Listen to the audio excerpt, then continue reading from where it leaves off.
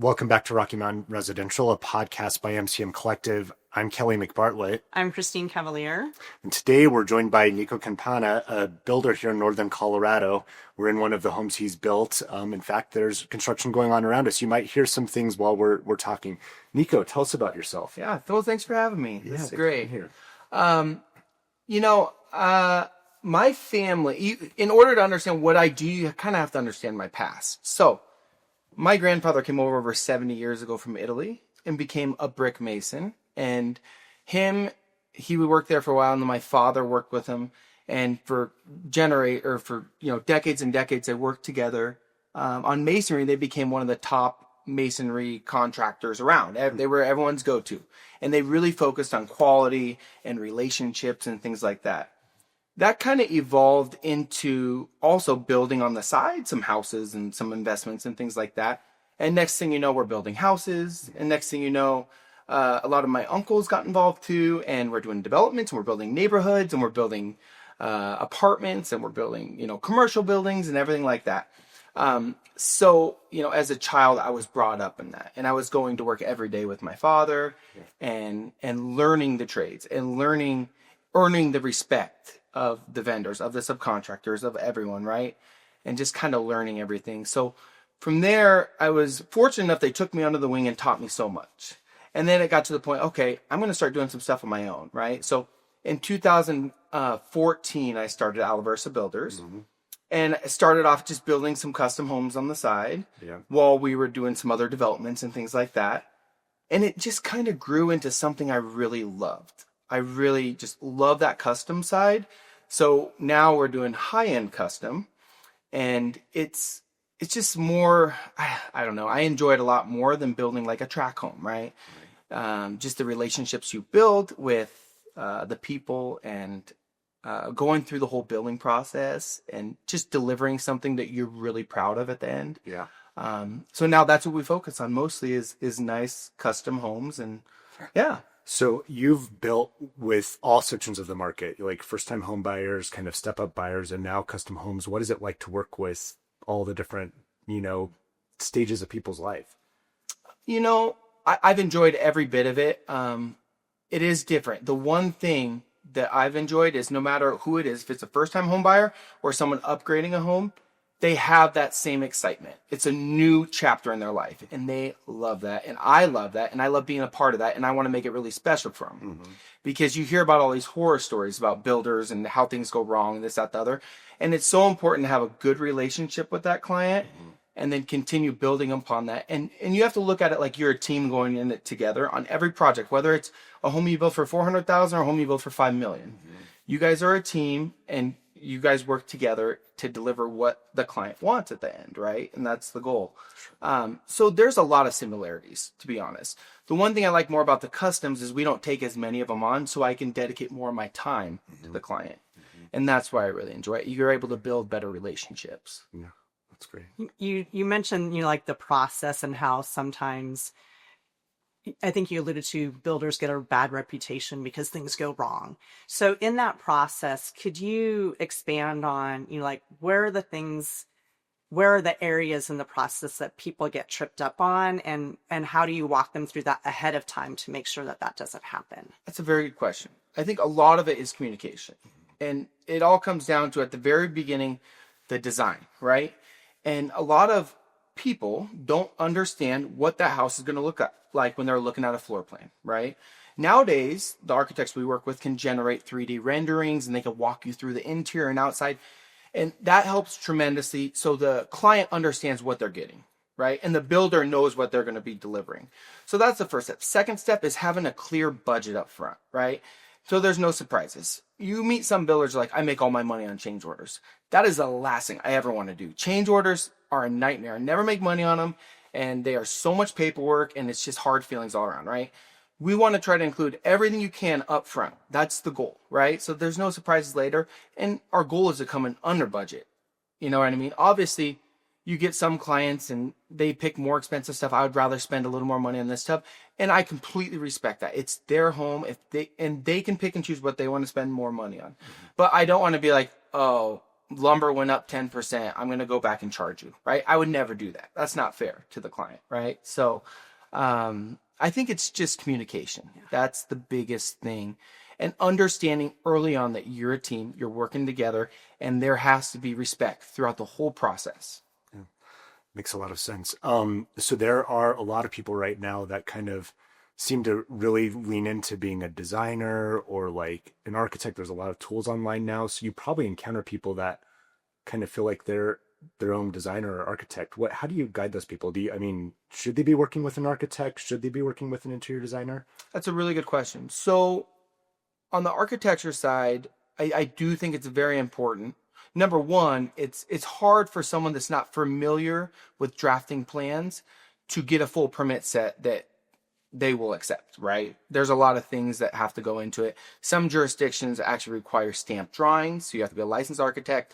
A lot of jurisdictions don't on residential, but do on commercial, right? So there's just a lot of things that go into it, but these architects, they've been doing it for so long, and people that don't, they're like, oh, I think this is good, and then you look at it, and you're like, that garage won't even fit your truck, and that bedroom is 8x8. That's smaller than my college bedroom, and you know what I mean? There's so many things, right? And then you get into the interior design, and I think a lot of times when I talk to people or clients, I say, is this a long-term investment or a short-term? Mm-hmm. Are you trying to turn this in a couple of years, or is this your forever home? You're going to live here for 100 years, right?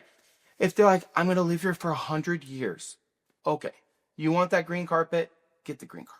You know what I mean? Because by the time you sell in 100 years, who knows what the style is going to be anyways. Right. But if they're like, in 5 years, I want to sell it. Well, it's important to know what's in right now. You need to get an interior designer on board or someone that knows what they're doing. And we need to design this house so it can sell again. Right. Mm-hmm. So there's a couple things I look at on that, you know. That's smart. I mean, it's great that you're kind of taking the approach of, in some things, let them flex a little bit. It's their house, but other things, you're helping them. You have their best interest at heart. So you, this last year, you were the Northern Colorado Home Builders Association Parade of Homes People's Choice Award, right? Award winner, is that correct? We were, yeah. That's pretty awesome. How did that feel? It felt good. It's been a lot of hard work. And again, my family's taught me good values throughout my life. And quality is one of those things that we really, really push. And to be able to finally show off one of my products is really nice. A lot of times I build for clients, and then when you're done, they're moving it. I get it. It takes a lot of work to get a house ready to show people. And a lot of clients don't want everyone to see their house, which I completely respect and understand, right? So I was actually able to show off a house that we've done, which was great, but people underestimate the sacrifice. So we had finished this house that we entered in the parade in June, moved in, and then moved back out in August with my parents for like a week and a half so we can get the house ready for pictures. Because everyone knows when you have kids, it's impossible, right? It is. You have to declutter. Like we moved in, then moved out. Then we moved back in for like a month. Well, then the Parade of Homes was going to start. So then we got a hotel at the Embassy Suites for like 3 weeks. Wow. With our dogs, with our kids. And it's quite a commitment. Yeah, and getting everything out and getting ready. But it was so worth it because I think we had over 3,000 people walk through. Wow. And just to see so many new faces and establish new relationships and to show people what we're capable of doing, it was definitely worth it. To receive that award is very humbling, I would say. It was well deserved. I've known you for years and I've lived in some of your homes, and they're super high quality. So it's awesome to see you get the recognition you deserve. So yeah, absolutely. So, building in custom homes in Northern Colorado, there's a lot going on. What are you watching right now? Are there neighborhoods you're kind of looking after, or what do you think is going to be next on the scene? It's a good question. I think a lot of these high-end neighborhoods are about built out, right? But I think there's some upcoming stuff. And I honestly think a lot of it's moving toward Greeley. I think that's going to be one of the next big spots. Yeah, when you think about like buildable space and like, building standards and, permitting issues, that makes a lot of sense. Is that why you're saying that? Or yeah, and also Windsor, but I just think there's no more land in like Fort Collins, right? So obviously that's done. Boulder's pretty much done. Everyone kind of moved to TPC. TPC's almost built out now. Right. Harmony's built out. Wild Wing's built out. There's really not much new. So you have to find land somewhere, right? And then there's a lot of infrastructure and a lot of new developments that are in planning.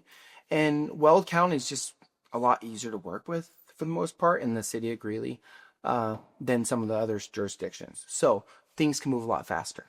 And when you take some of that regulation out and cost out, it just moves a lot faster.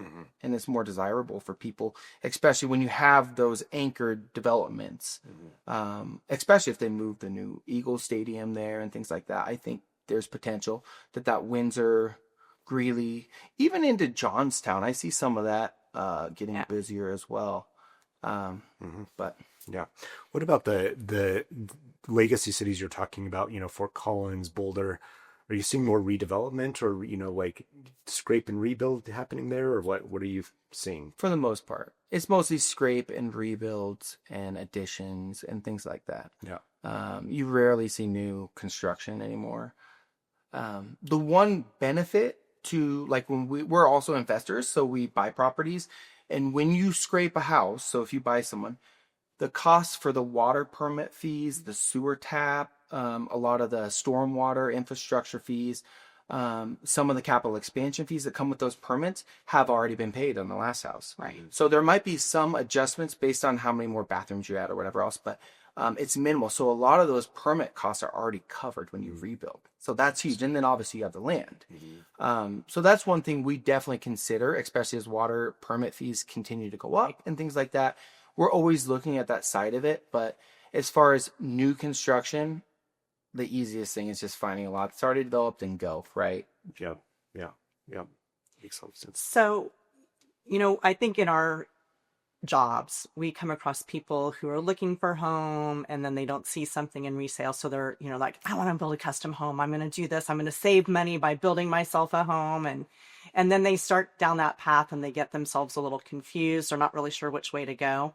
How do you work with folks like that? Like, what's your advice? Are there questions that you ask them to really help them understand whether going that custom route is the right route, or maybe it's better to find a resale home that gets remodeled? Like, how do you walk them through that process? That's a good question. I think it's definitely on a case by case basis. If they identify some properties that they're looking at and say, I really like this house, but it was built in 1990. It has all these like weird arches and niches and whatever else. Like, okay, no problem. Well, we can go in there, but we pretty much have to gut it, right? And you're getting a new kitchen, you're getting this, you're getting that. Is it really that much more to build? You got a foundation, some framing and stuff, but you need a new roof anyways on this one. So sometimes it's like, well, for a little bit more, you have a brand new house and you're not sacrificing, oh, I really wanted a main floor master, but this one doesn't have it. You can pick and choose whatever you want, right? Right. The question is where is a lot of people like neighborhoods with developed trees, developed neighborhoods, things like that. When you move to new builds, a lot of times they're, the trees are not established yet, and a lot of you're working around construction a lot. You're living around that, and that could be a little bit disturbing.